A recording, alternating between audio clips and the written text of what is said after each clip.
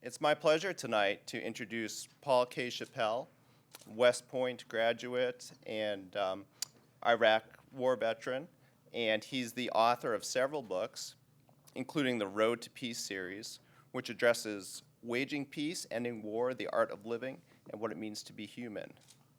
Please join me in welcoming Paul K. Chappell.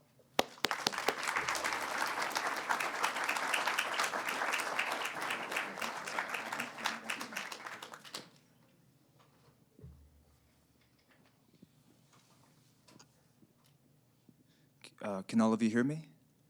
Can all of you hear me in the back? All right, I want to thank all of you for being here this evening, and I'd like to begin by talking about hope and some realistic reasons why we should be hopeful. So in 1958, only 4% of Americans approved of interracial marriage between blacks and whites. Only 4%. Today, 87% of Americans approve of interracial marriage between blacks and whites. So it's gone from 4 to 87% in one human lifetime. And that's pretty dramatic change, I think.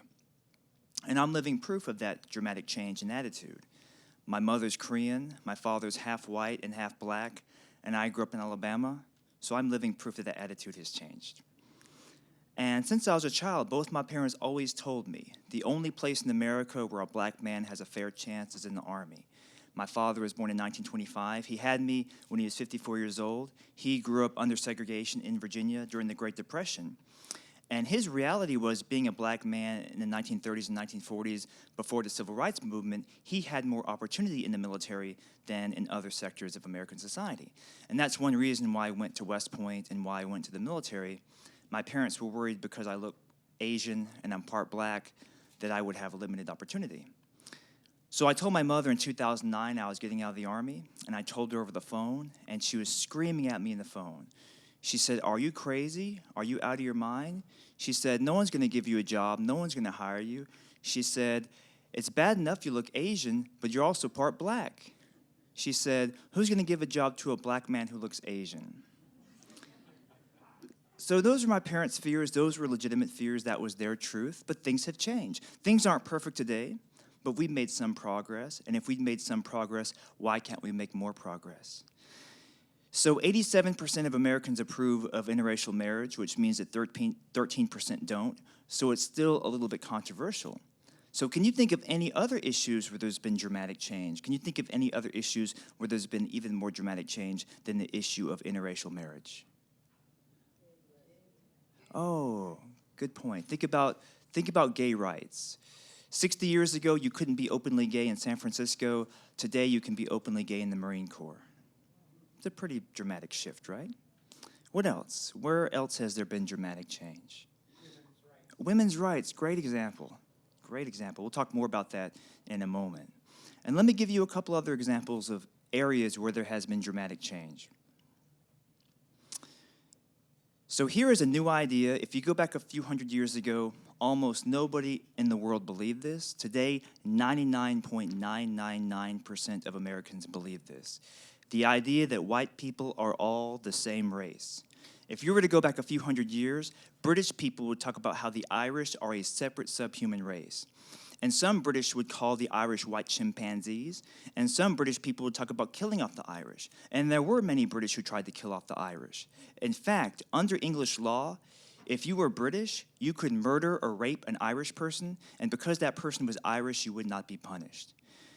So what would happen if an American politician were running for president in 2016, and on national television, he or she were to say that the Irish are subhuman, the Irish are chimpanzees, our country would be better if all the Irish were gone, and the Irish should not be protected under American law from being raped and murdered? How would the American public react to that? Would that person win the election? Now, that person wouldn't just lose the election today, that person would sound completely insane today. Right? Think about Bill O'Reilly, Irish Catholic. Stephen Colbert, Irish Catholic. People might not agree with their political viewpoints, but nobody today cares that Bill O'Reilly or Stephen Colbert are Irish, right?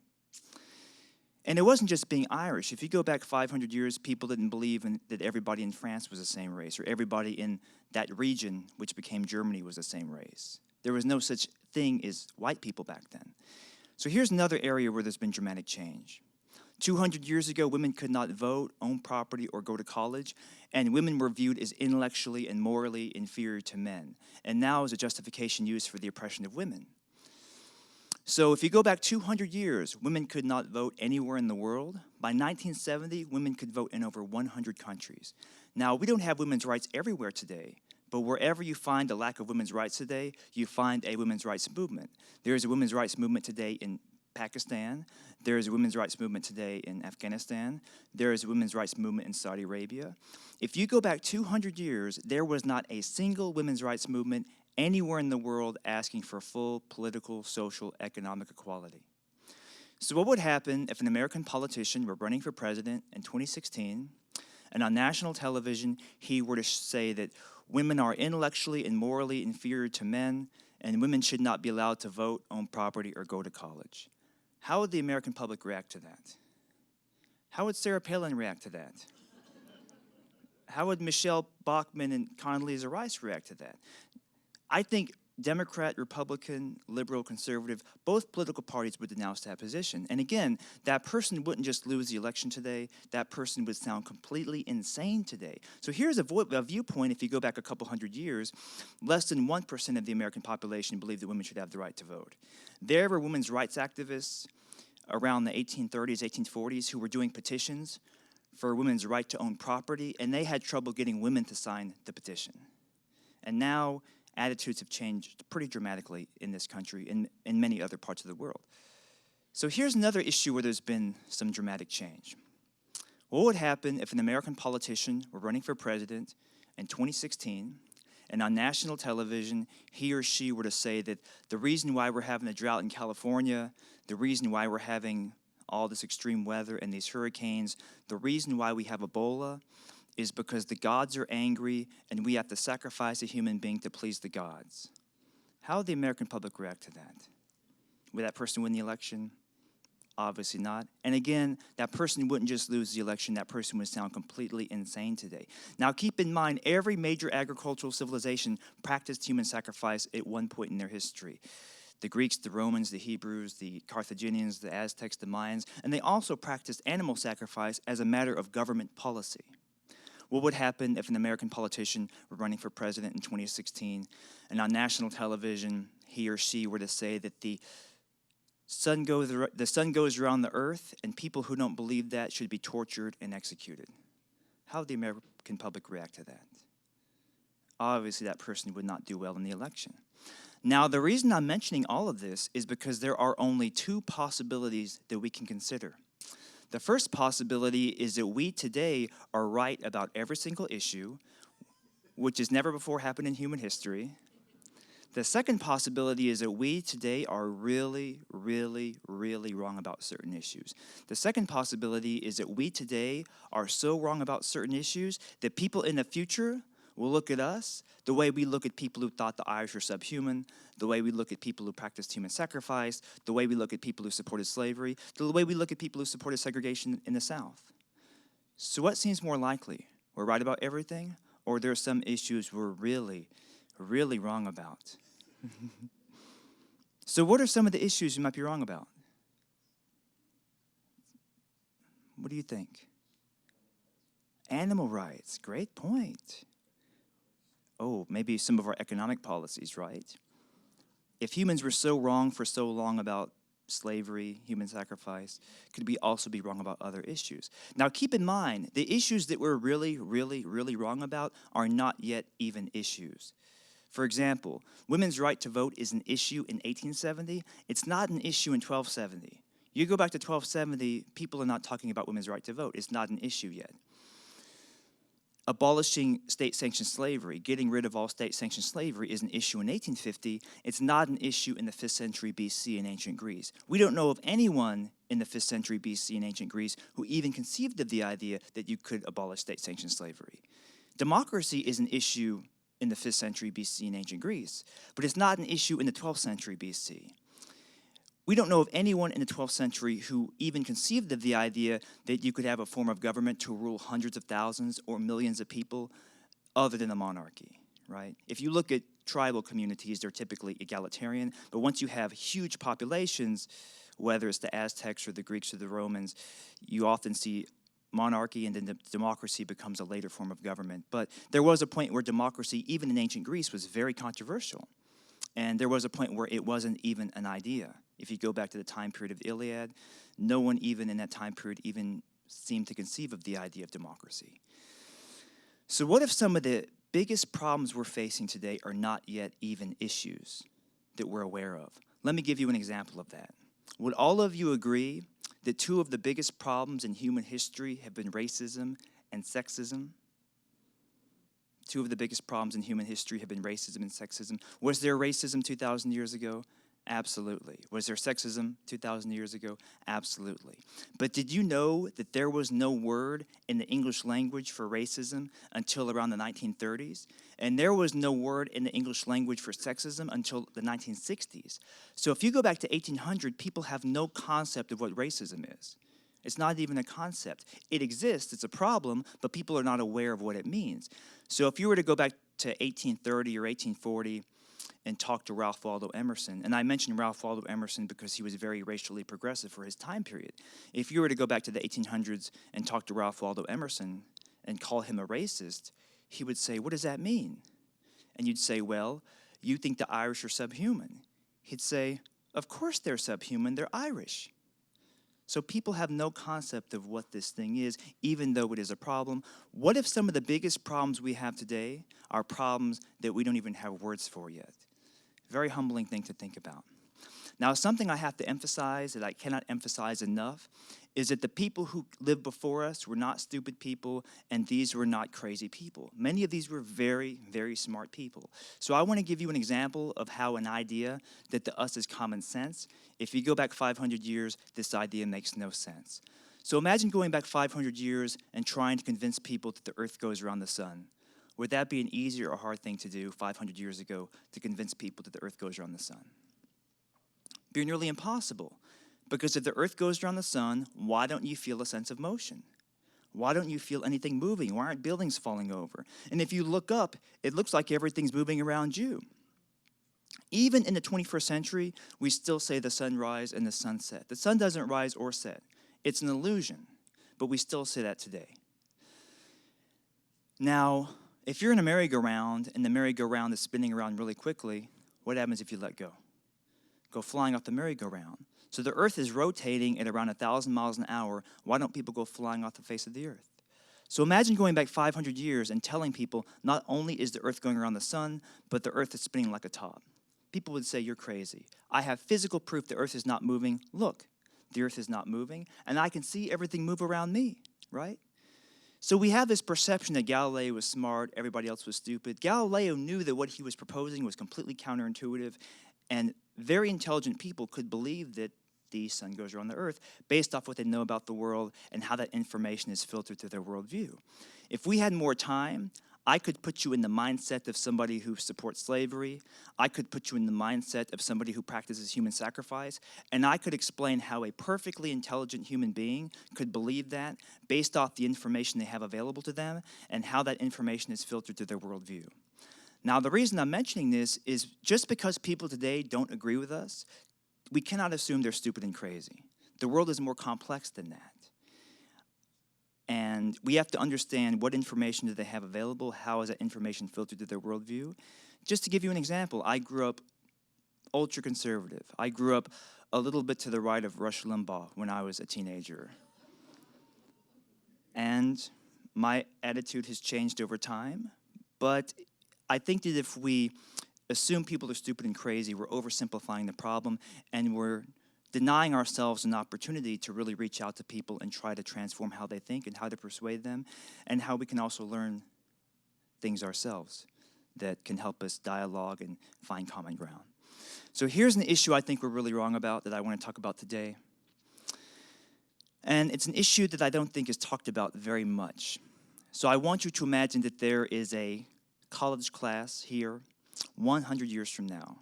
So I want you to imagine 100 years from now, it's the year 2114, and it is a college class on the history of the 21st century. So it's 100 years from now, it's the year 2114. Maybe your great-great-grandkids are taking this class. And on the first day of class, the history teacher, he says, you know, in the early 21st century, in the year 2014, people believed some really, really, really weird things.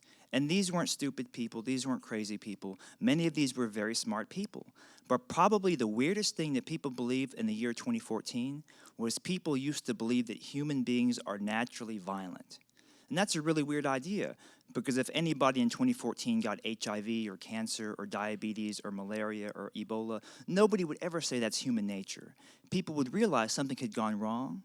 How do we fix this? But when people became violent, people would say, oh, that's human nature, we have to bomb people, not realizing that violence has preventable causes, just like illnesses have preventable causes. Now, I am not saying people can't become violent. People can become extremely violent. My father fought in the Korean and Vietnam Wars. He had a lot of war trauma. I grew up in a very violent household. I was bullied as a child, and that made me violent. I had a lot of rage, trauma, and violent behavior when I was younger.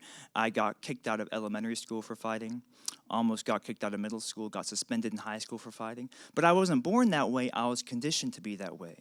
And through the path of peace, I've been able to work my way to some extent out of that, although it's a struggle. If you look at the violent criminal population, the vast majority of people in the violent criminal population have some sort of childhood abuse.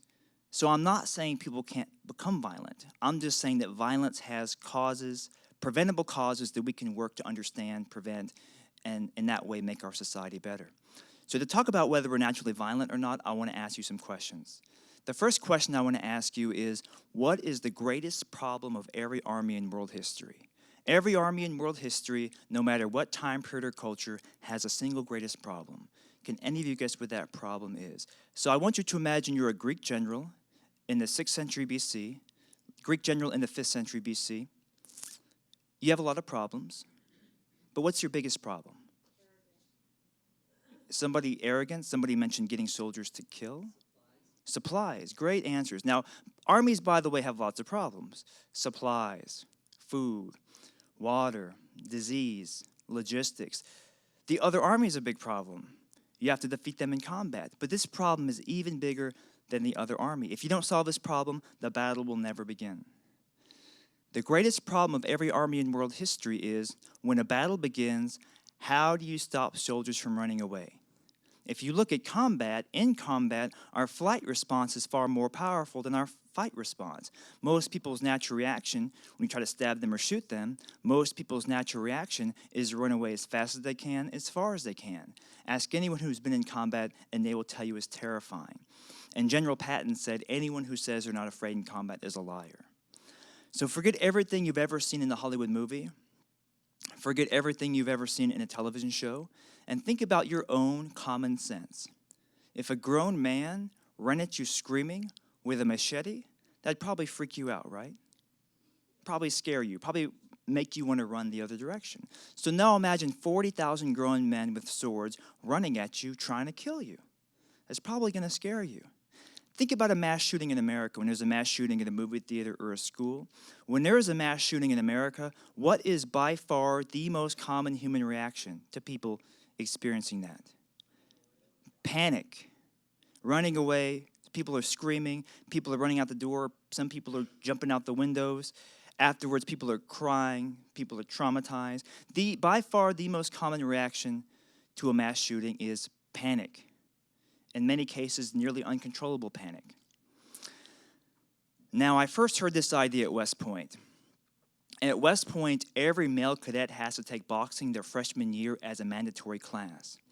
And my boxing instructor said that the two reasons why you have to take boxing are, first of all, you have to learn how to defend yourself. The second reason is because human beings are naturally afraid of fighting. And you have to learn how to overcome that fear. Human beings are naturally afraid of fighting. You have to learn how to overcome that fear. So what's scarier, boxing or tennis? Boxing, right? Boxing or golf? Boxing, right? Boxing or basketball? Boxing, of course, right? Any of you heard of Mike Tyson? Mike Tyson said, anyone who says they're not afraid when they enter the boxing ring is either lying or totally insane. Now, if you think about boxing rationally, it's kind of strange that people are afraid of it. Think about what boxing really is. You're getting hit with a glove. So what? Who cares? You're getting hit with a glove. If you're doing amateur boxing, you have protective headgear on for added safety.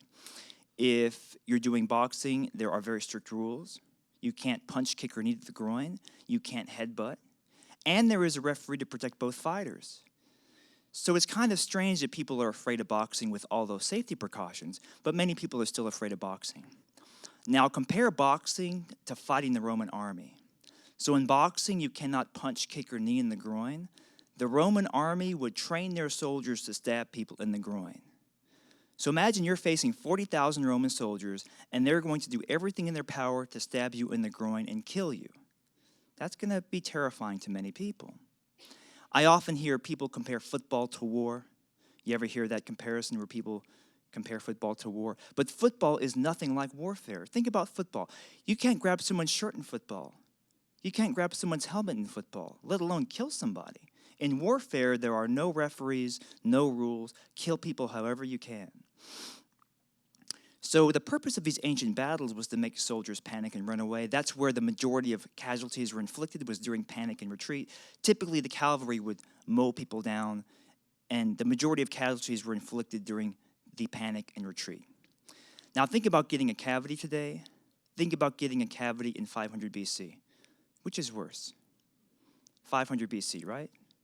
No antibiotics, no painkiller, no dentist. Imagine getting stabbed today.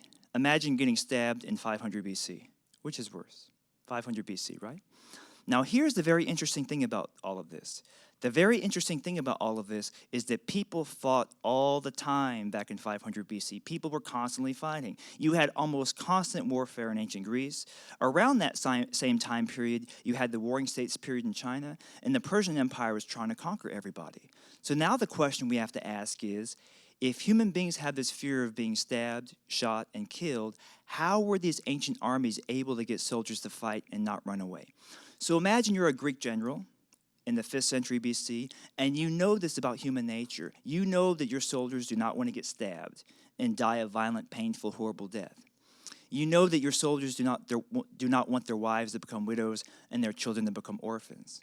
So what do you tell them to get them to fight ferociously? What do you tell them? You're a Greek general in the 5th century BC. You're talking to your army. What do you tell them to get them to fight? Honor? Good example. Oh, great.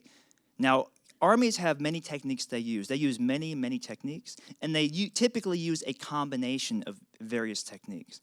But there is a single most effective technique, and this gentleman said it. The single most effective technique, here's a way to make this clear. What would all of you die for? Raise your hand if you would risk your life to protect your family. Right? Do you ever wonder why the army does the whole band of brothers thing and the army's a family? Do you think the army's sentimental? The army does that out of military necessity. The Greeks realized that if soldiers believe they're fighting to protect their friends, their family, and their loved ones, they will not only fight, but they will even sacrifice their lives, because our instinct to protect our loved ones is often more powerful than our instinct for self-preservation. I think the Chinese philosopher Lao Tzu said it best when he said, "By being loving, we are capable of being brave." So imagine if somebody came at you with a knife. You'd probably be afraid. You'd probably want to run away. But imagine somebody coming at your children with a knife, or your spouse, or your parents, or your entire family. You have a whole different psychology. You would probably put yourself at risk, even forget about personal safety to protect your loved one. Now, I heard a story on the radio that illustrates this. I heard a story on the radio about a 73-year-old woman, and she was walking down the street, and there was a loose pit bull running toward her. So what would you do if you were walking down the street and there was a loose, aggressive pit bull running toward you? Would your instinct be to run toward and fight the pit bull? Or run away, climb a tree, jump on top of a car, get in the house, get to safety, right? That's madness to fight an aggressive animal, an aggressive large animal. Do you see how your instinct to flee, to run away, is more powerful than your instinct to fight? But this was a story about a 73-year-old woman, true story. And she was walking her little dog, a little terrier. The pit bull ran up and clamped its jaws on her little dog, and the 73-year-old woman bent down and bit the pit bull on the neck until it let go. She actually bit this pit bull on the neck to make it let go. Now, all of you have somebody you care about, or if there was a large animal attacking your loved one, you would try to protect your loved one. You'd grab a stick, grab a rock, try to protect your loved one. Any of you seen the movie Forrest Gump? Why did Forrest Gump risk his life to save Bubba in the Vietnam scene? Think about it. There's bullets flying. There's explosions. Forrest Gump is running toward the bullets. He's running toward the explosions. Why is he doing that? He loved Bubba, right? And they're best friends. And armies make soldiers love each other. Armies create this bond of camaraderie, friendship. If you read Shakespeare, brotherhood, right? And soldiers will risk their lives and even die for each other. So love of comrades is one psychological technique that the Greeks used to make soldiers fight and not retreat. Another psychological technique that the Greeks used was love of country, love of country. So if you look at the Battle of Marathon or the Battle of Salamis, there was a very large Persian military, very small Greek military. So the Battle of Marathon, the Battle of Salamis, those are situations where the Persians outnumbered the Greeks maybe 2-1 or 3-1. So at the Battle of Salamis, this was the battle cry the Greeks used to make their soldiers fight ferociously and not retreat. The battle cry went, "Advance, ye sons of Greece, from oppression save your wives, save your children, save your country. This day the common cause of all demands your valor." It's a very effective battle cry that has been used throughout human history, fighting for your family, fighting for your loved ones. Now, how many wars have there been in human history? Maybe thousands? But do you know in all of world history and all of military history, there has never been a single war, not one war, where a national leader told his people they're fighting for money or gold or oil? What do national leaders tell their people they're fighting about? Freedom. What else? Democracy. What else? Self-defense. Protecting your family. Liberating people. That goes back to ancient history. General MacArthur, he was skeptical of the idea that humans are naturally violent. General MacArthur realized that human beings have a deep, natural craving for peace. And General MacArthur said that we know this, that humans have a deep, natural craving for peace, because when any government goes to war in history, doesn't matter what kind of government it is, they always say they're fighting for peace. Even Hitler said he was fighting for peace. Right? The Roman emperor, they're fighting for peace. So if we didn't have this craving for peace, why would every government in history, even the aggressor nation, say they're fighting for peace? Even if they're doing the exact opposite. They want to create that illusion that they're fighting for peace because they want to get popular support, right? Now think about that. If human beings are naturally violent, why would the greatest problem of every army in world history be when a battle begins, how do you stop soldiers from running away? And why would governments have to manipulate our love in order to make us go to war? And do you see this very interesting paradox that love makes organized warfare possible? So here's another question. What's a phobia? Irrational fear, right? What are examples of phobias? Fear of snakes, fear of spiders, fear of heights, claustrophobia. About 15% of people are afraid of snakes. But there is something that Lieutenant Colonel Dave Grossman calls the universal human phobia. There is something that 98% of human beings have a phobia of. Can any of you guess what it is? 98% of people have a fear. This is actually a bigger fear than death, and I'll explain why. Public speaking, great answer. Public speaking is an excellent answer because the reason why people are afraid of public speaking is because of this other phobia. This other phobia is what causes people to be afraid of public speaking. Embarrass yourself. Very close.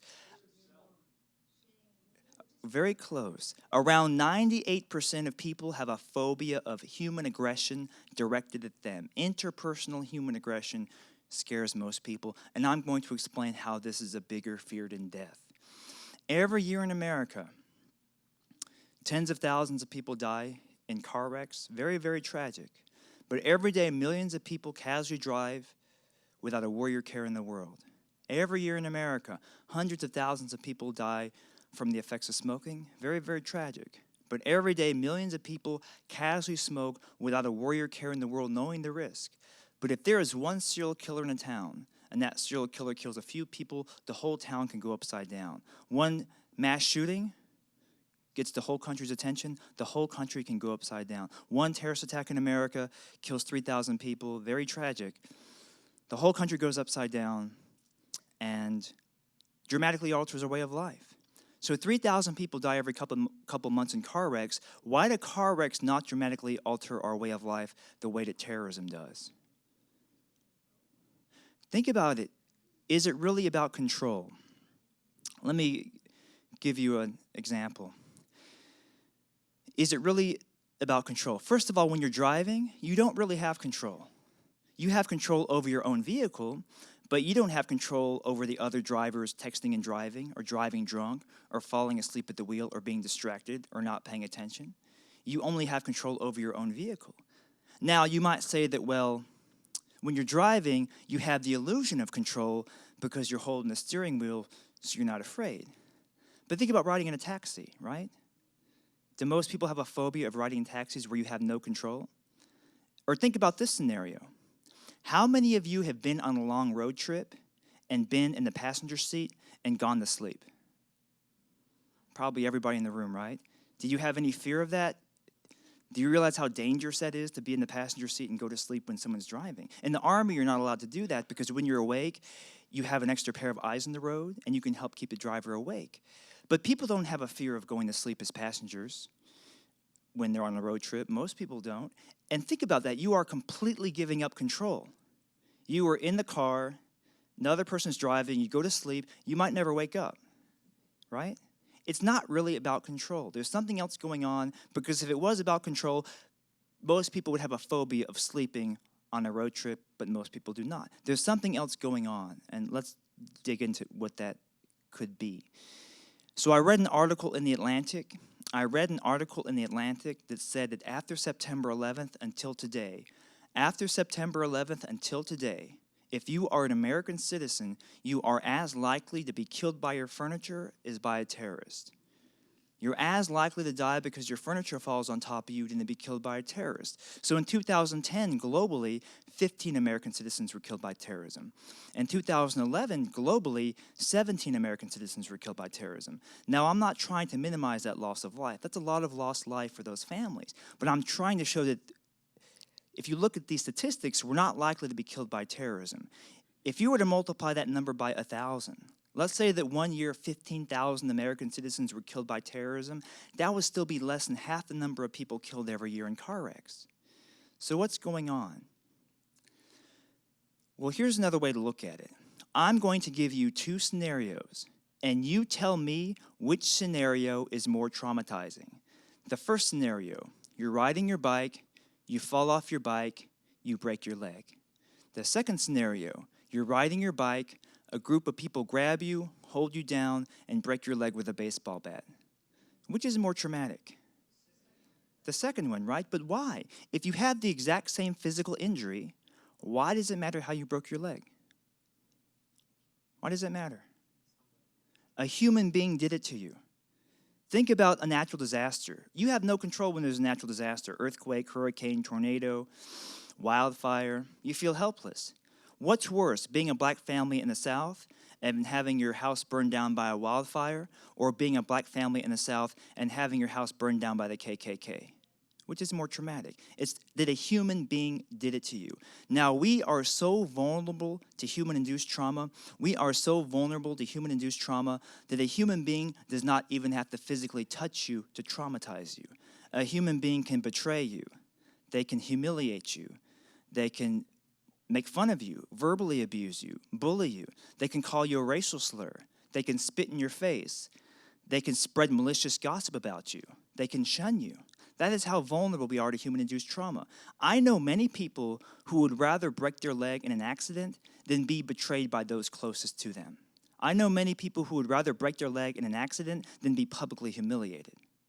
So we have this fear of human aggression because it's very hard to get over. Humiliation, betrayal, verbal abuse, bullying, let alone physical attack, malicious physical attack.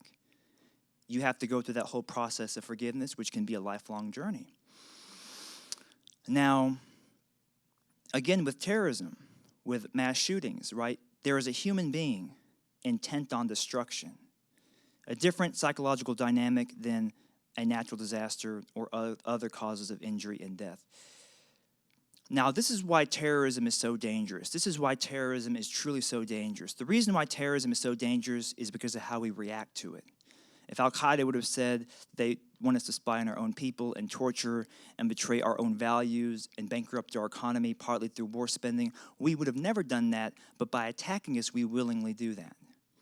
Now, this is why people are afraid of public speaking. Because in the back of your mind, the worst case scenario is, what if I say the wrong thing and the audience becomes aggressive toward me? What if they laugh at me or humiliate me or embarrass me or make fun of me or judge me, right? If you're talking with your friends, you probably don't have that fear, but when you're talking with strangers, what are these people going to do, right? And it is an irrational fear. Now, this is why people on both sides of the gun control debate are so emotional. They're both being influenced by this phobia. And both the people on both sides of the gun control debate actually have common ground. So if you were to ask an anti-gun control person, I know many anti-gun control people. If you were to ask an anti-gun control person, why should you be allowed to have a gun? Many of them will say, I don't want a crazy person to shoot me and my family. If you were to ask a pro-gun control person, why should we restrict guns? Many of them will say, I don't want a crazy person to shoot me and my family. They have the same fear, but they respond to the fear differently. The anti-gun control person says, own a gun. The pro-gun control person says, restrict guns. So we have this fear of humans hurting us, betraying us, humiliating us, verbally abusing us, physically abusing us. This is why people admire civil rights protesters and soldiers, because most people don't want to go into that situation and get beaten up and killed. So when you look at a soldier, when you look at a civil rights protester, or you look at Gandhi's movement, you go, wow, that takes a lot of courage, because most people do not want to go into a situation where they're dealing with lethal human aggression. Here's another question. What does war do to the human mind? What does prolonged exposure to war do to the human brain? Causes trauma, exactly, causes trauma. But here's the thing. If human beings are naturally violent, why would war traumatize the human brain? If human beings were naturally violent, wouldn't people go to war and become more mentally healthy? But the opposite happens, right? If you raise a child in a peaceful, loving environment, that is good for the human brain, that is good for human development. Scientific fact. If you raise a child in a violent, abusive environment, that is not good for the human brain, that is not good for human development. Scientific fact. But if we were naturally violent, why wouldn't the opposite be true?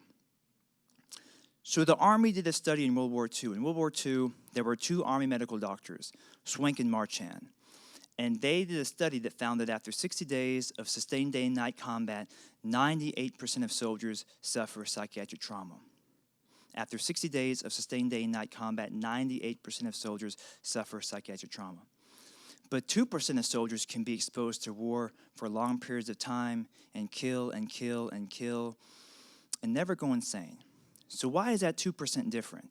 Why can 2% of soldiers be exposed to war for long periods of time and never go insane, and why can the other 98% not do that? According to the study, the reason why 2% of soldiers are never driven insane by war is because they were already insane before they went to war. According to the study, that 2% was composed primarily of aggressive psychopaths. But if we were naturally violent, why wouldn't you have the opposite proportion? So here's the thing that we have to understand about violence and trauma.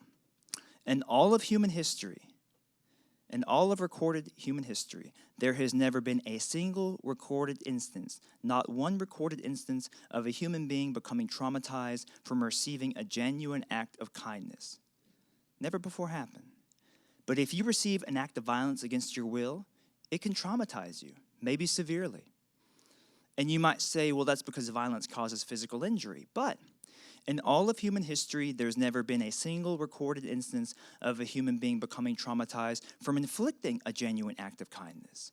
But many, many people become traumatized from inflicting violence, even if they receive no physical injury in the process.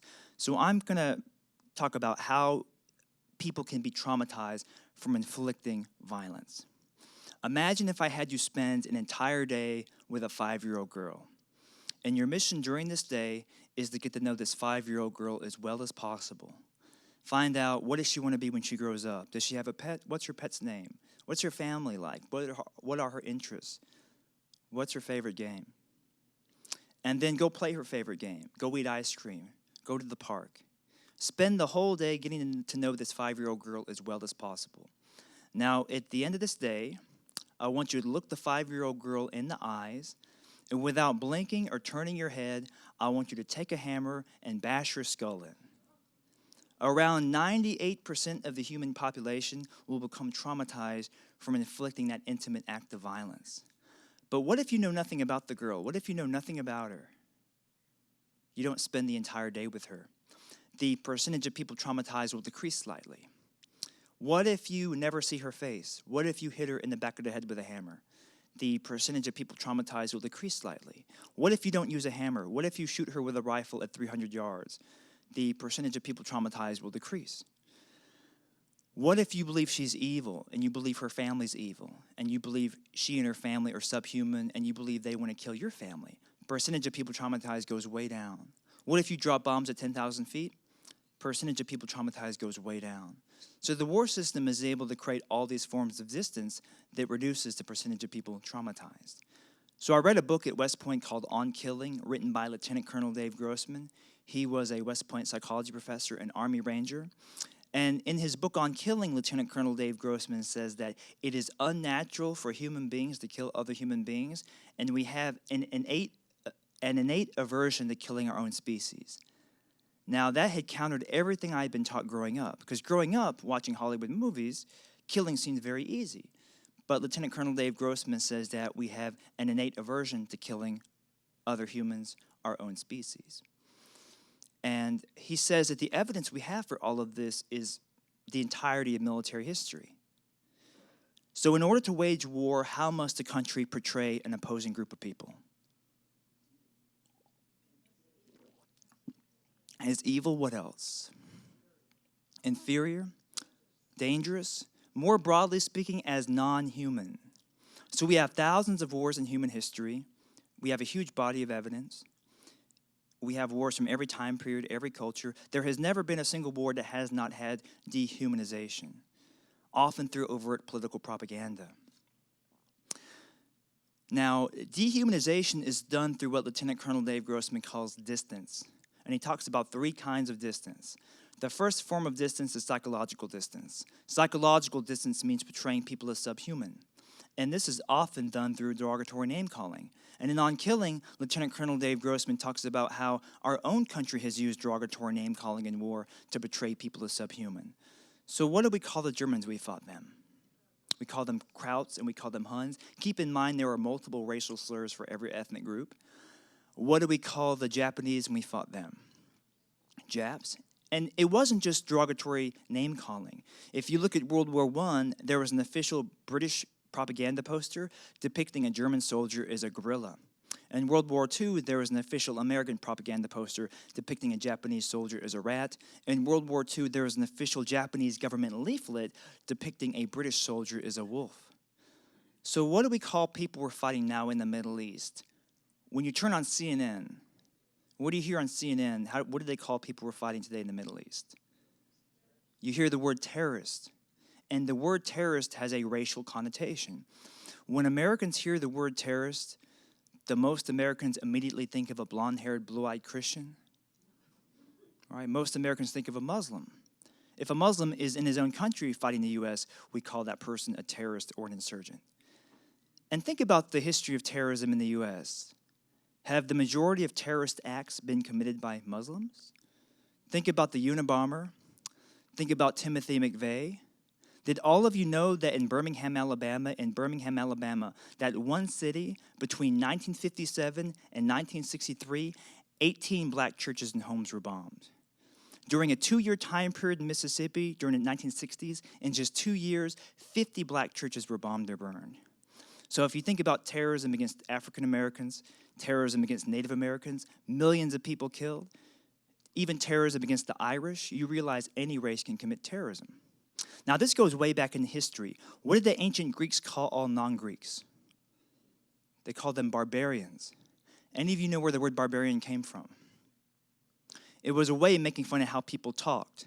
The Greeks believed that if you don't speak Greek, then when you talked, it sounded like you were saying bar, bar, bar, bar, bar.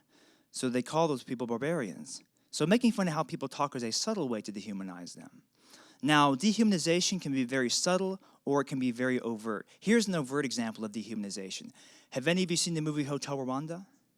What did they call the people being massacred in Rwanda? What did they call them on the radio? They called them cockroaches. And I met a guy from Rwanda. He said they also called them snakes. So do you see how it's easier to kill people if you see them as cockroaches or snakes than if you see them as people? So dehumanization can be very overt, or it can also be very subtle. Here is a very subtle example of dehumanization. Collateral damage. What does collateral damage mean? It means you've killed civilians, women, children, civilians. Now, when American civilians are killed, do you ever hear an American politician call that collateral damage? Do you realize how offensive that would be to call a dead American collateral damage? But if they're overseas, if they're foreigners, we call that collateral damage. Here's another very subtle example of dehumanization. Illegal alien or illegal. Very, very subtle, right? Akila Sherrills, he was in gangs when he was younger. He negotiated a peace treaty between the Bloods and the Crips. And he said the word gang member can be a subtle form of dehumanization. Akila Sherrills said that if the local news, the local media were to report in the evening news that 2 13-year-old boys had been killed, people would be outraged. But if the local media says 2 gang members were killed, people go, good, right? They were probably asking for it, we're probably better off. These things are very subtle, and we have to think about them. Now, dehumanization and derogatory name-calling, it's not just for killing people. It's also for hurting, oppressing, enslaving people. Do you ever wonder why there are so many dehumanization words for African Americans? Right? If you want to enslave people, kill people, hurt people, oppress people, it's easier on your conscience if you don't think that they're people like you. Think about the dehumanization words for African Americans. Think about dehumanization words for gay people. It enables this kind of bad treatment. Now, the second form of distance is moral distance. Moral distance means I'm good, you're evil, and God is on my side. That's what you often see during a civil war, because during a civil war, you might have the same language, customs, traditions. So civil wars are often about good versus evil. So moral distance is where I think, I'm good, you're evil. If I kill you, I'm expelling evil from the world, and God wants me to kill you. So what did you see prior to the Iraq invasion in 2003? Prior to the Iraq invasion in 2003, did you see more psychological distance for fighting subhumans, or did you see more moral distance for fighting evil? Moral distance, right? Now keep in mind, it's harder to dehumanize people now than it was 100 years ago. You can't have a poster today of a German soldier as a gorilla. Most people are not going to fall for that today. You can't have a poster today of a Japanese soldier as a rat or a British soldier as a wolf. Most people are not going to fall for that today. So the propaganda has become much more sophisticated. So prior to the Iraq invasion in 2003, American politicians would basically say, look, the Iraqi people are just like us. They are just like us. They want freedom. They want democracy. They want a brighter future and a better way of life for them and their families. And these poor, suffering people are living under this evil dictator. And don't we have a moral obligation to liberate these poor, suffering people from this evil dictator? And look at these Afghan women. They're like our women. They're like our mothers, our sisters, our daughters, our wives. And these women in Afghanistan, they want freedom. They want democracy. They want education for them and their children. They want a brighter future. They want a better way of life. And these poor, suffering women are living under the evil Taliban. And don't we have a moral obligation to liberate these poor, suffering people from the evil Taliban? Now, don't get me wrong. People suffered terribly under Saddam Hussein. People are suffering terribly under the Taliban. But the U.S. government supported Saddam Hussein through all his worst atrocities. We gave him the means to develop and deploy chemical weapons. After he committed those atrocities, we increased military aid to him. We talk about liberating the women of Afghanistan, but we're currently allied with one of the most oppressive governments in the world toward women, the Saudi Arabian government. So you see an obvious contradiction there that makes you wonder what the U.S. government's real intentions are. The third form of distance is mechanical distance. Mechanical distance means the farther away you are, the easier it is to kill people. So it's easier to kill people by dropping a bomb at 10,000 feet than it is to shoot them at close range with a rifle, and that's easier than stabbing them with a knife. So the farther away you are, the easier it is to kill people. It's easier to kill people if they look like ants at 10,000 feet. Now here's a question. Why did the Nazis use the gas chamber? Why do you think the Nazis used the gas chamber?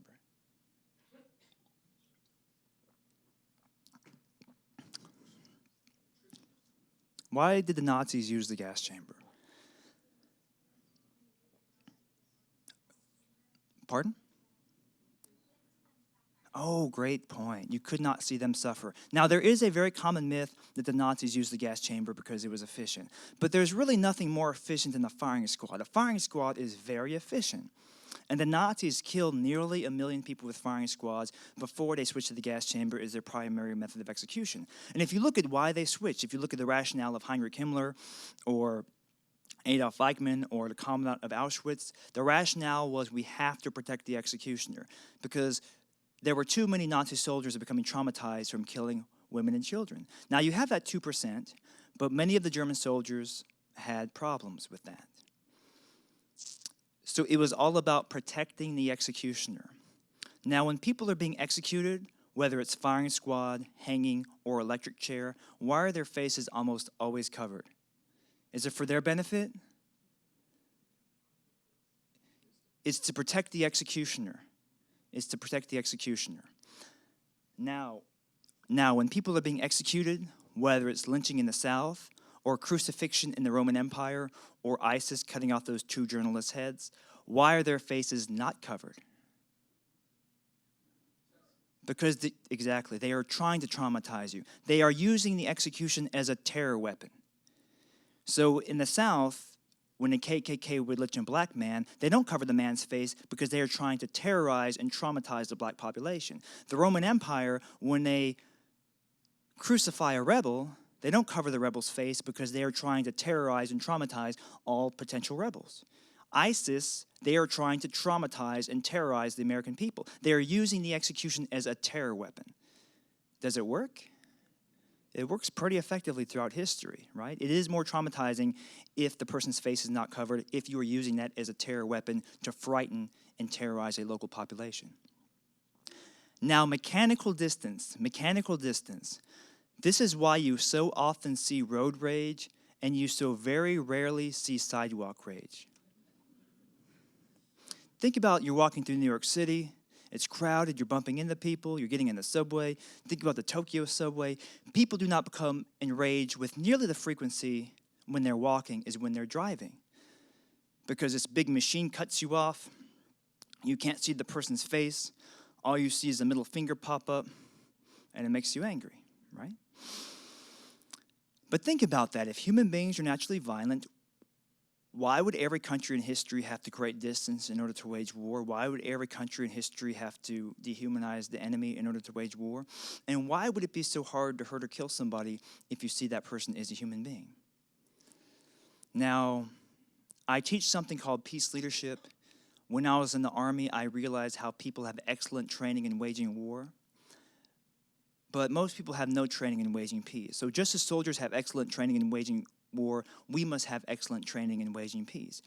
If you think about any art form, painting, sculpting, music, playing any musical instrument, writing, filmmaking, even sports I consider art forms, tennis, golf, basketball, football. It's a craft you have to hone and master your skills. Any athletic activity, any art, you have to master your craft. You have to practice, you have to train. But waging peace, nonviolence, is one of those art forms where people think they don't have to have any training. They can just show up with a sign and be effective. But waging peace is one of the most difficult art forms. You are trying to transform how people think about issues where they might kill you over those issues. And if you look at the civil rights movement, if you look at Gandhi's movement, they had very good training. And we have to bridge that gap. We have to give people as good training in waging peace as soldiers are given in waging war if we really want to solve these problems around the world. And think what we could do if people had that kind of high-quality training to gain the discipline, the strategic thinking, the creativity, the organizing ability, the determination, and the mindset of waging peace. So I want to share one waging peace skill that you can take away with you today. I want to share one aspect of waging peace, something practical that you can take away with you today and apply to your lives. You can apply it to family members, friends, strangers, the workplace, or in a movement. So to talk about that waging peace skill, I have to tell you a story. So I have one friend I still talk to from high school, and he went to high school with me. The only friend I still talk to from high school. He still lives in Alabama, and I went to visit him 4 summers ago. He lives in southern Alabama. I went to visit him 4 summers ago, and it was a Friday night when I arrived there, and him and his friends wanted to go out drinking that evening. I don't drink any alcohol, but I went out with them anyway just to be social. And at around 2 in the morning, they all wanted to go to a Waffle House. Everybody was drunk and hungry, and in Alabama, that's where drunk people go when they're hungry at 2 in the morning. So we go to this Waffle House at 2 in the morning. I'm probably the only person in the Waffle House who isn't drunk other than the workers. And there's a guy in the corner just screaming at this waitress. He's screaming at this waitress because she just brought him his food, and he has a dirty fork. And he's screaming at her, my fork's dirty, I want a clean fork, give me a clean fork. She doesn't have a clean fork for him immediately, so he walks across the Waffle House, takes my fork out right in front of me, goes back, sits down, starts eating. So I haven't ordered my food yet, I'm looking at the menu. The waitress saw what happened, and within 30 seconds she gave me a brand new fork, so I'm not too worried about it. So my friend's friend is sitting next to me, and he gets really, really angry. He goes, that guy just took your fork. And I go, yeah, but now he has a fork, I have a fork, everybody has forks. Everything's fine. So my friend's friend is getting angrier. I said, look, I appreciate you trying to defend my honor and everything, but the guy didn't take my wallet. If he took my wallet, I'd have to go say something. And what he did was wrong. He should not have taken my fork. And if he wasn't drunk, I might go say something. But when people are that drunk, they make really bad decisions, and you can't reason with them. So he didn't take my wallet. He's really drunk. He's over there minding his own business, eating his food. He's not bothering anybody now. I think we should just leave the guy alone. So my friend's friend gets angrier. Finally, he goes, I'm not going to take this. He goes over, starts screaming in the guy's face. He goes, he's a veteran, you can't take his fork. So I haven't drunk any alcohol, so I'm looking at everything very rationally. And first of all, the guy who took my fork is physically massive. Very large, muscular human being. And I've done martial arts for a long time. Martial arts teaches just because people are big doesn't mean they can fight, but it is something to think about. And it's a pretty dangerous situation. There's a group of 4 men. They're all pretty big men. The guy sitting next to the guy who took my fork, the guy sitting next to him has this big chain around his neck, like a Home Depot chain. And there's 2 other men. I swear to you, these 2 other men, they're tall, they're muscular, they're about 6'4", and they're wearing cowboy boots, cut-off short jeans, tank tops, and women's wigs. It's a very interesting group. Now, I'm being completely sincere when I say this. For me, it was a very interesting moment of hope because the guy who took my fork was black, a clean-cut looking black guy. The guy with the chain was white. There were 2 white men dressed up like women, and you wouldn't have seen that at a restaurant in Alabama 60 years ago. It really was a hopeful moment for me. Now, I realize there's going to be a fight. It's a pretty dangerous situation. I go over there. I calm my friend's friend down. I bring him back. And the guy with the chain comes over and apologizes. He goes, I'm really sorry. My friend's drunk, doesn't know what he's doing. Let me apologize by paying for your meal. So the guy with the chain actually apologized by paying for my meal. Very nice thing for him to do. Now, the reason I tell you that story is because there was almost a mini war started just over people feeling disrespected. That's all that was about. Everybody had food. Everybody had forks. Nobody's personal property was taken. That was all about people feeling disrespected. My friend's friend was disrespected because my fork was taken, and the guy who took my fork, he was just disrespected because he was being yelled at. Now, there is a reason why martial arts teaches you to always respect everybody, including your opponent. The reason why martial arts teaches you to always respect everybody, including your opponent, is the vast majority of human conflict comes from people just feeling disrespected. That is what causes most human conflict, is people feeling disrespected. Think about the times in your life when you most wanted to punch somebody in the face. It's probably because you felt disrespected. So martial arts teaches the best self-defense isn't punching or kicking. The best self-defense is to go through life conveying respect. If you go through life conveying respect, you not only dramatically reduce conflict in your life, but when you do have conflict, which you will eventually, you dramatically improve your ability to resolve conflict. This is why we admire people like Gandhi, Martin Luther King Jr., Nelson Mandela, Wangari Maathai, because they respected everybody, even their opponent. We admire Nelson Mandela because how he respected his prison guard. We admire Martin Luther King Jr. because of how he respected those who opposed him. That is what gave them so much enormous moral authority, was their ability to convey respect. And we're not taught in our culture how to convey respect. So at least I wasn't taught that as a child. Some people might learn that from their parents, but many people learn the opposite from their parents, and many people don't learn those skills of how to convey respect. Now, I write about this a lot in The Art of Waging Peace. I write about how to convey respect, and I can share one thing, one universal principle that every culture finds respectful. So there are a few things that every culture finds respectful. One of those things is listening. Every culture finds listening respectful. Every culture finds not listening disrespectful. So think of it like this. In all of human history, I don't think anyone has ever seriously said, I hate it when people listen to me. I can't stand it when people listen to me. No one ever says, me and my spouse have to go to marriage counseling. My spouse listens to me all the time. I can't take it anymore, right? Now, the key to listening is empathy. If you do not empathize with a person, you cannot really hear what they're saying. If you do not empathize with a person, you can hear their words, but you cannot hear their emotions, their fears, their hopes, their dreams. The key to listening is empathy. And that's something we have to apply. It can help us with the workplace, friends, family, strangers, and it is critical for an effective nonviolent movement, as the great movements have shown us. Now, what % of the American population actively participated in the civil rights movement? Less than 1% actively participated. What % of the American population actively participated in the women's rights movement? Less than 1% actively participated.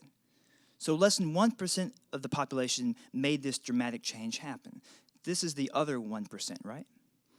And that 1% has to have good training. They have to know what they're doing. They have to be strategic, disciplined, creative, determined, courageous to be effective.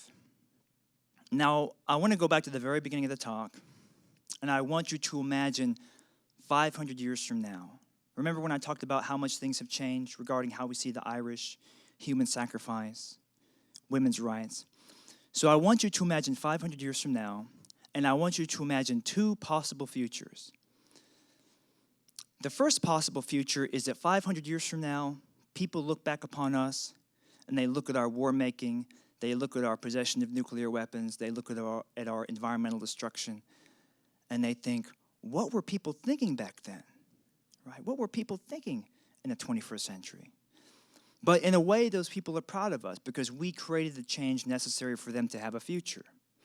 The second possible future that I want you to imagine is 500 years from now, there are no people left to look back upon us because all the humans are extinct, most of the species on the planet are extinct, and the planet is in ruin. So we have to wage peace. We have to work together to make sure that that first possible future becomes a reality. Thank you for listening.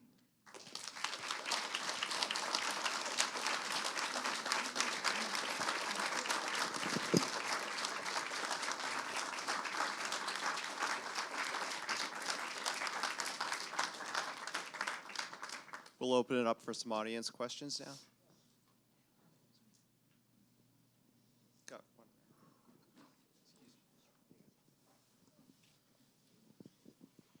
Hi. So you started the talk with looking back from the future. You ended it that way, and I just wondered if that was actually your prediction, that we're going to look back in 100 years at this time and wonder what we were thinking with regard to violence. Oh, great question.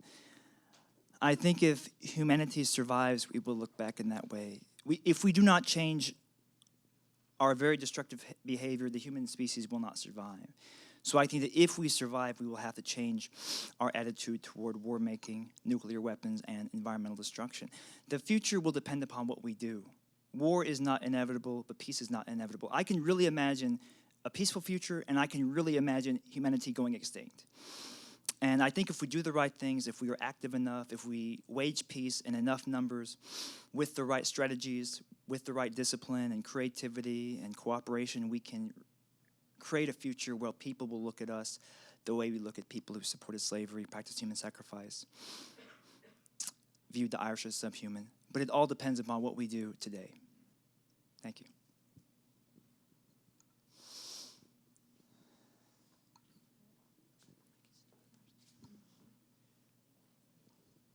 Hi. So I understand that listening is essential, but how do I get someone to listen to me?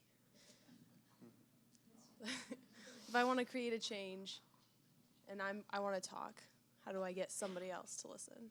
Right. That's a great question. So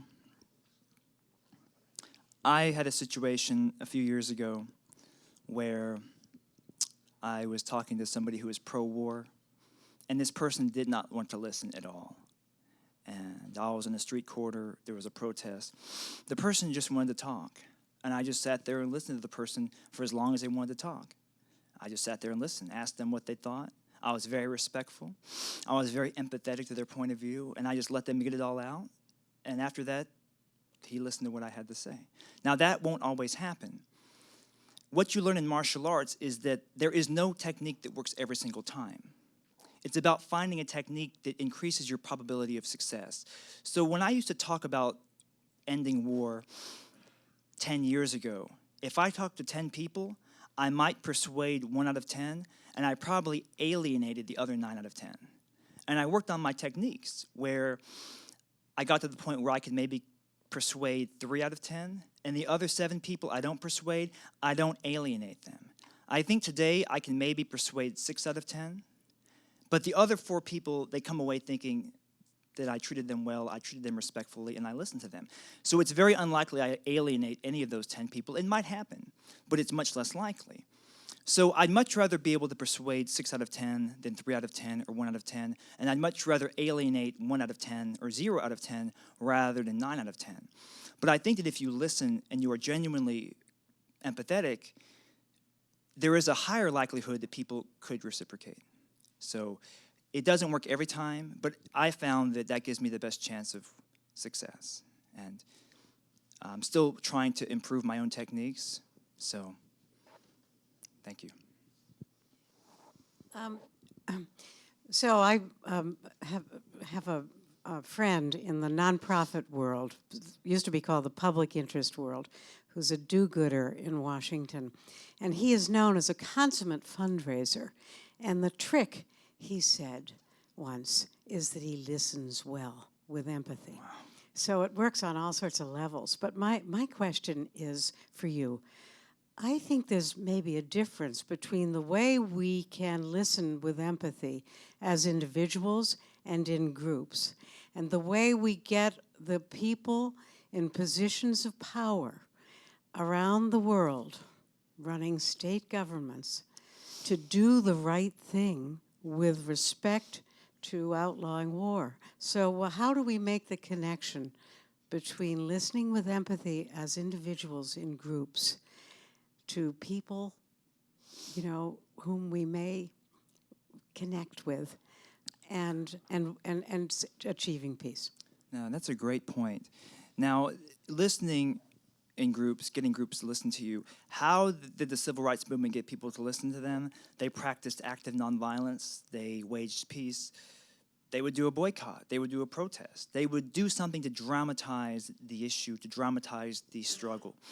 Now, this is the impact of civil disobedience or active nonviolence, is to get people to listen, to raise awareness about the issue, to bring the issue into the public sphere.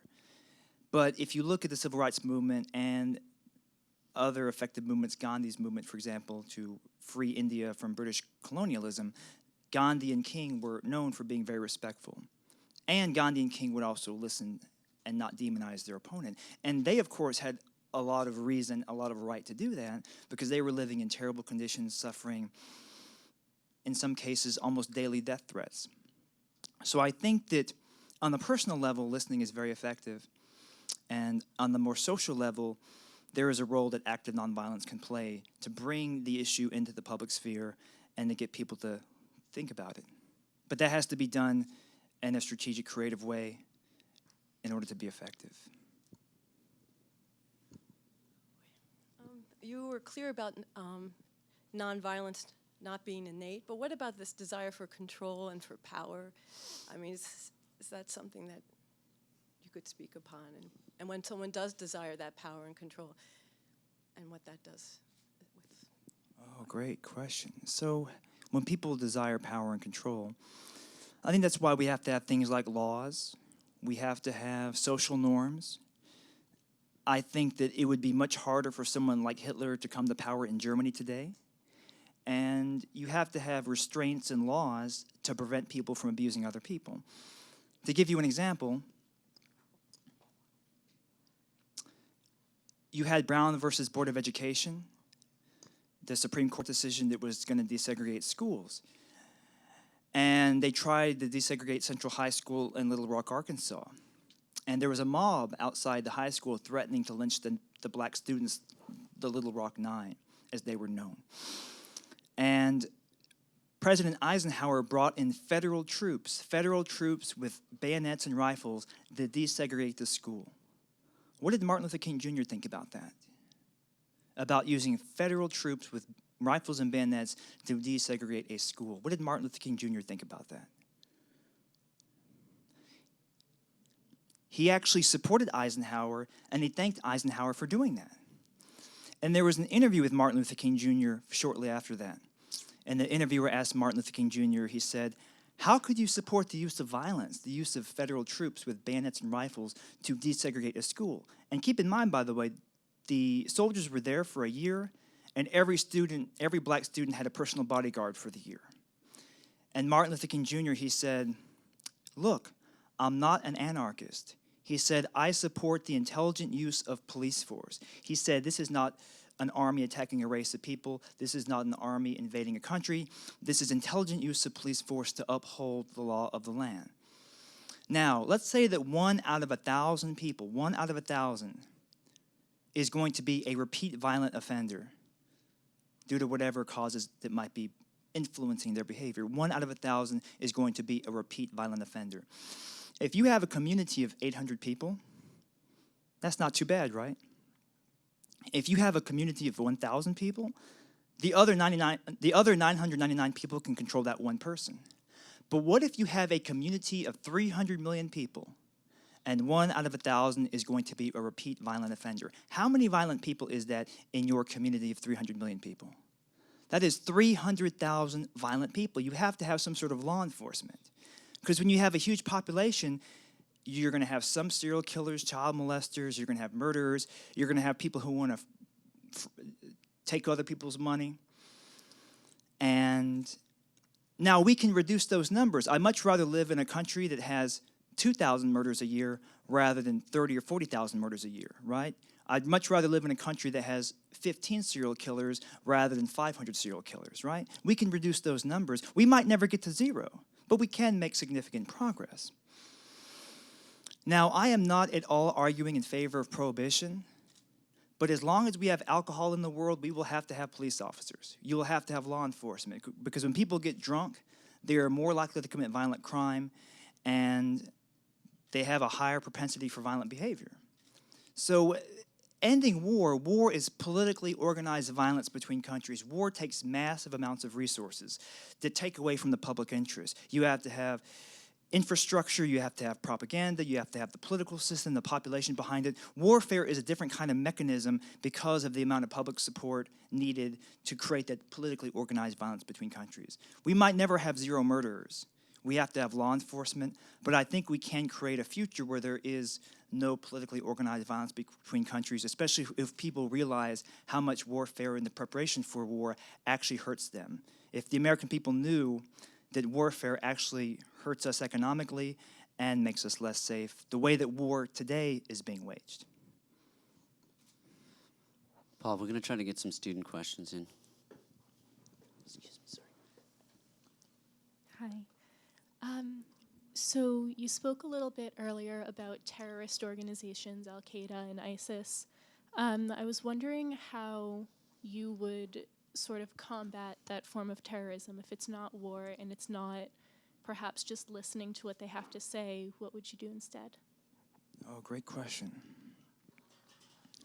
So Al-Qaeda, ISIS. Now, it would take an hour to do justice to that question. It's a very excellent question. I can't do justice to the entire question. All I can do is just share a little bit of information. It's a very complicated question, but I'm going to try to share just a couple of points, and I think one thing that we would have to do up front. Can any of you guess who was the first president, the first American president to ever identify Middle Eastern hatred for the U.S.? Who was the first American president to ever identify Middle Eastern hatred for the U.S.? It was President Eisenhower. And he called it the campaign of hatred. And he talked to the National Security Council. He said, let's figure out why people in the Middle East hate us. What conclusion did they come to? Why the people in the Middle East hate the U.S.? What did Eisenhower hear about that reason? Different belief system?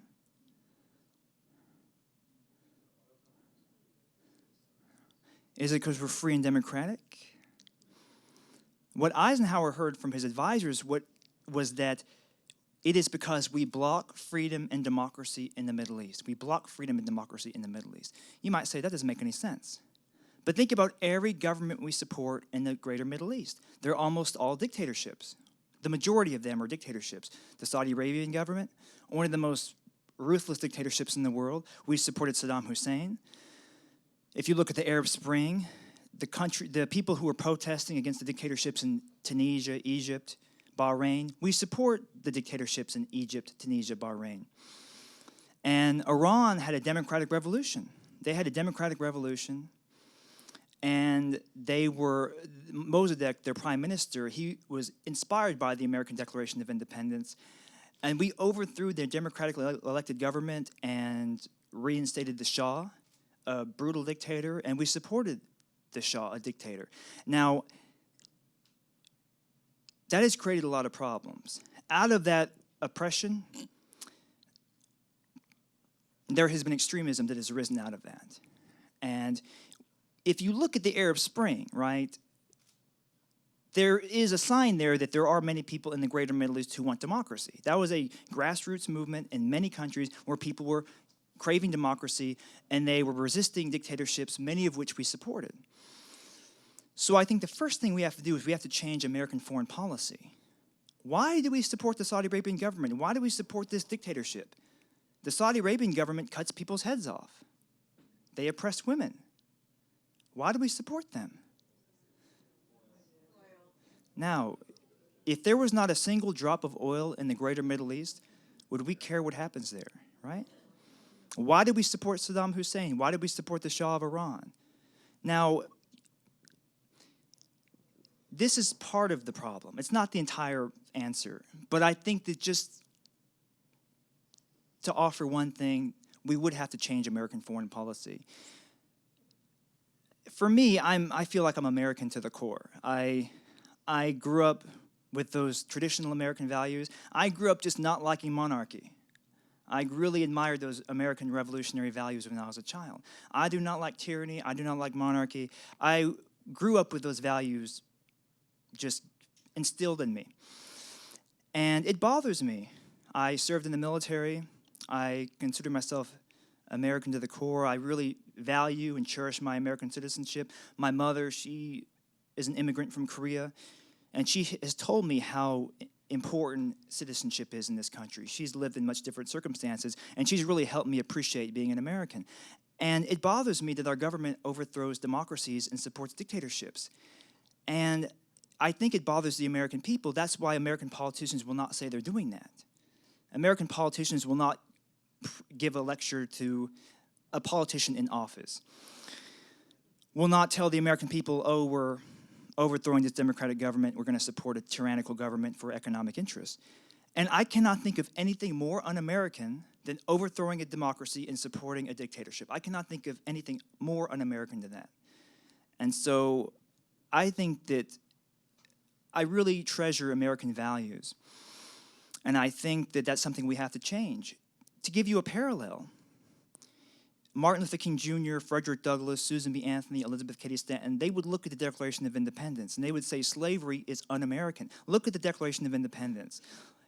Segregation, it contradicts what's in that declaration.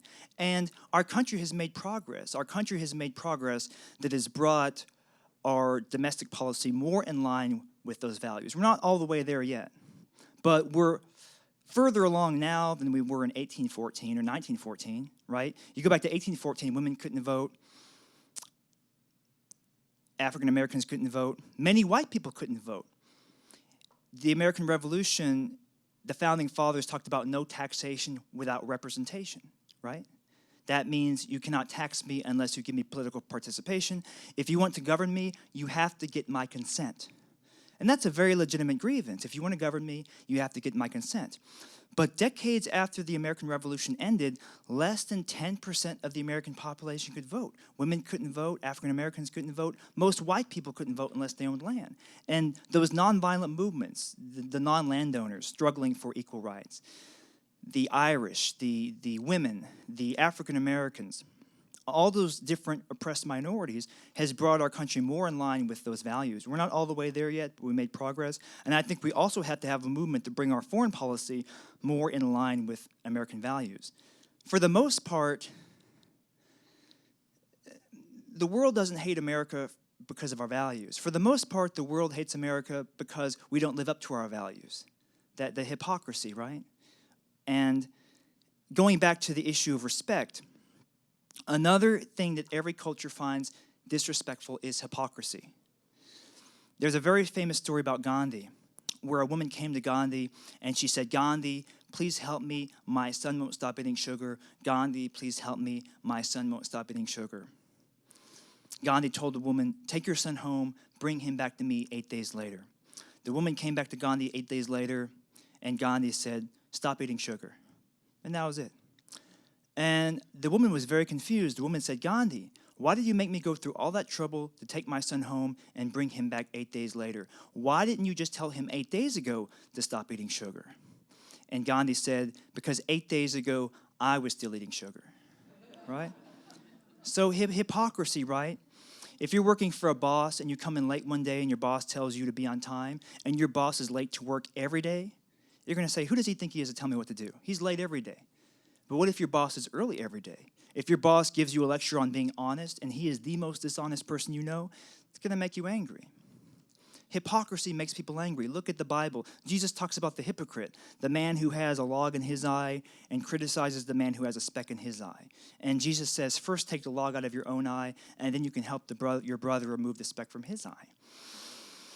Now, the U.S. government tells other countries they can't have one nuclear weapon, but we have thousands of nuclear weapons. And I think that we can make a lot of progress. I really believe in these American ideals. I think that living up to these American ideals is necessary for American security and the American future. And think about this. If the American people did not believe in these ideals, why would the politicians not tell us what they're really doing? Why do they tell us we're fighting for reasons other than what may be the real intentions? So I think that that's an initial step. Now, that doesn't solve the whole problem. And I've met Americans who were egocentric in two different ways. I've met Americans who think we're the greatest nation that ever was, and I think this nation is incredible. If you look at Eric Fromm said that in the 1950s, America was the greatest nation that the world has ever produced in the 1950s. If you look at healthcare, the economic situation, if you look at a country with millions upon millions of people, it is an incredible country. No country has more freedom than we do, even though we're losing those freedoms today. It is a remarkable country. But another kind of egocentrism I've noticed is that people who want to believe America is the worst country that ever was. And that's just not true. If you look at the Roman Empire, if you look at the British Empire, and you cannot blame America for all the problems in the greater Middle East. There's a tendency there where I met some people who say, well, everything wrong in the world is because of America. Everything wrong in the greater Middle East is because of America. It's not true. There are plenty of people in the greater Middle East who are messing things up for their own people. But we could do a lot more to be part of the solution than to be part of the problem. And I really think that our values are just, we are the first country in human history founded upon a human rights charter. I'm half Korean, a quarter white, a quarter black. I grew up in Alabama. I wouldn't be here if we lived like we did 100 years ago. So I just want to create more of that progress so people in the future can be as inspired as I am of what our country has accomplished so far. So We have actually just time for one more question. Staying with hypocrisy and how the world would look at us 100 years hence in the future, would they be able to see the hypocrisy that the American people have instilled on their first president of color and how it has damaged the American people? Great point. So with President Obama, I think racism is an element, but look at how the Republican Party treated Bill Clinton. He was from the South, and I don't know if people remember how much Republicans disliked President Clinton. He was impeached. Think about his whole health care plan, how that was challenged. And if you look at the attitude toward Colin Powell, if you look at Herman Cain, the two biggest Tea Party rock stars through the 2012 election were Herman Cain, a black man, and Sarah Palin, a woman. And they also liked Michelle Bachmann. And who's that one gentleman now? He's a big Tea Party favorite.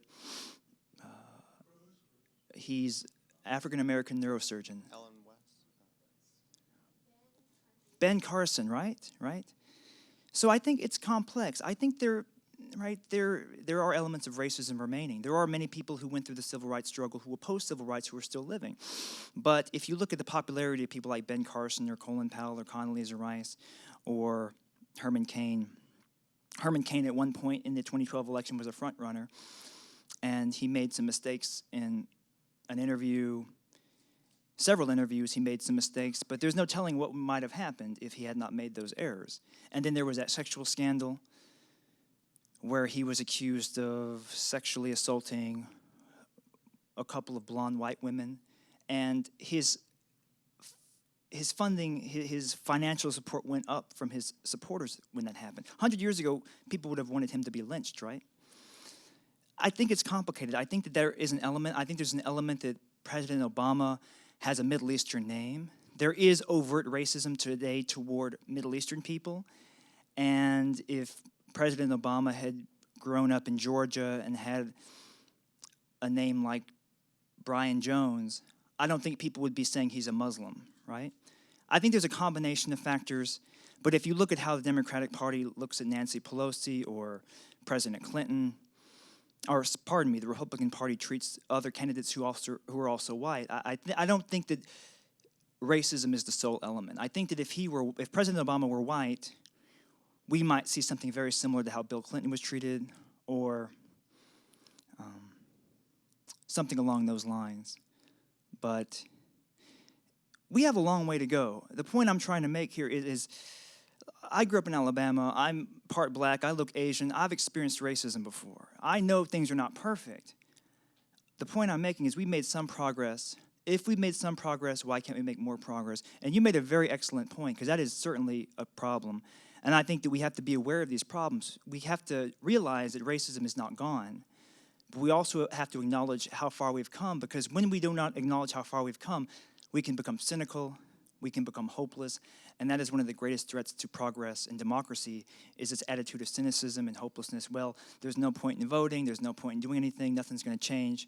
So I want to use this progress as motivation because we have so much more work to do.